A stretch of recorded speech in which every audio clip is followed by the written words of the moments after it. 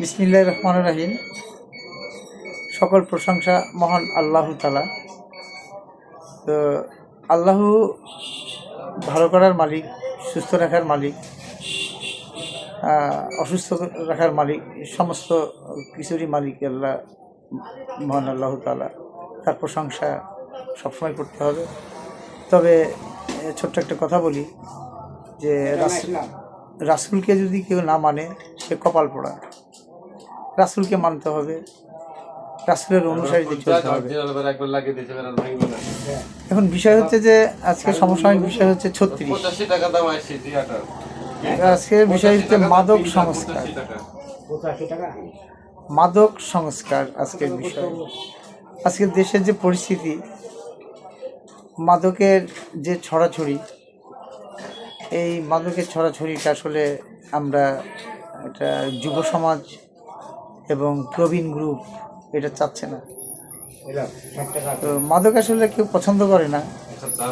মাদকের সংস্কার করতে হলে আপনাকে পুলিশ প্রশাসনকে সোচ্চার হতে হবে, আবগারিকে সোচ্চার হতে হবে।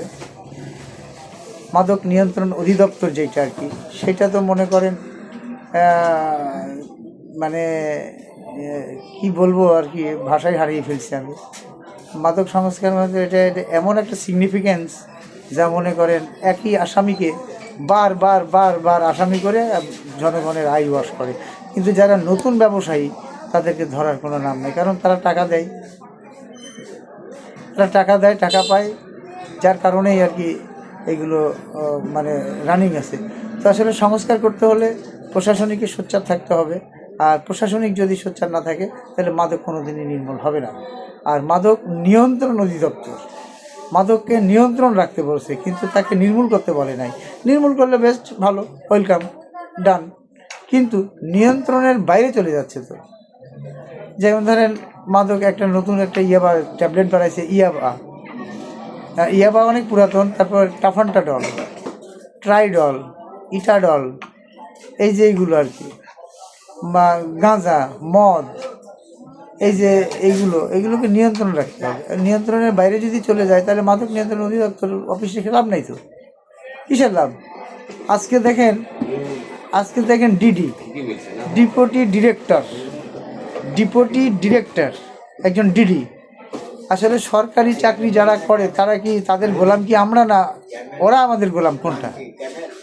এখানে গোলাম কথাটা খুব খারাপ ভাষায় শোনা যায়, কিন্তু গোলাম কথাটা ভালো, খারাপ না।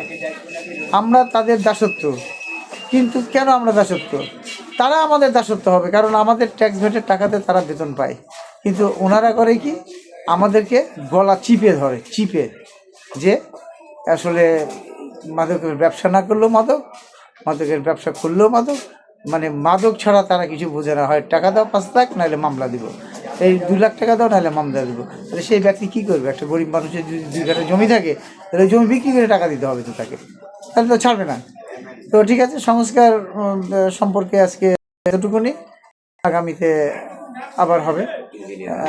আমি আমিনুল ইসলাম আমিন, জাতীয় সাংবাদিক সংস্থার অন্যতম সদস্য এবং গণদৃষ্টি পত্রিকার ক্রাইম রিপোর্টার এবং এআইসিডির কর্মরত আর কি আছি আমি। এআইসিডি মানে অন্বেষণ ইনফরমেশন ফর কমিউনিটি ডেভেলপমেন্ট। এই ডেভেলপমেন্টে আমি আর কি একজন নির্বাহী পরিচালক। তো এই হচ্ছে আমার পরিচয়। তো আপনারা কথাগুলো শুনলে, আল্লাহ হাফেজ।